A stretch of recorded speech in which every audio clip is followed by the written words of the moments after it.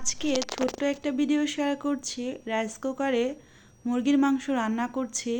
হঠাৎ গ্যাস শেষ হওয়াতে রাইস কুকারে মুরগির মাংস রান্নাটা বসিয়ে দিয়েছি।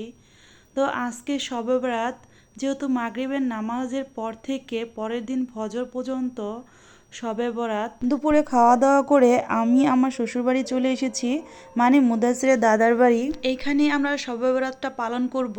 আপনারা আমাদের জন্য দোয়া করবেন, আমরা যেন আজকে শবে বরাতের রাত আল্লাহর ইবাদত বন্দিগি করে কাটিয়ে দিতে পারি। আর আপনারাও কিন্তু আমাদের জন্য দোয়া করবেন। আজকে যেহেতু সবাই ইবাদত বন্দিগি নামাজ কালাম নিয়ে ব্যস্ত থাকবে, তাই ছোট্ট করে একটা ভিডিও শেয়ার করলাম। আশা করি আমার বন্ধুরা সবাই আমার ভিডিওটা দেখে নেবেন। আর এই তো চিকেনটা কষিয়ে এখানে আমি ঝোলের জন্য পানি দিয়ে দিলাম। এরপর চিকেনটা আমি রান্না করে নিব। আর আমার চ্যানেলে যারা আজকে নতুন ভিজিট করেছেন, সাবস্ক্রাইব করে আমার চ্যানেলের পাশেই থেকে যাবেন।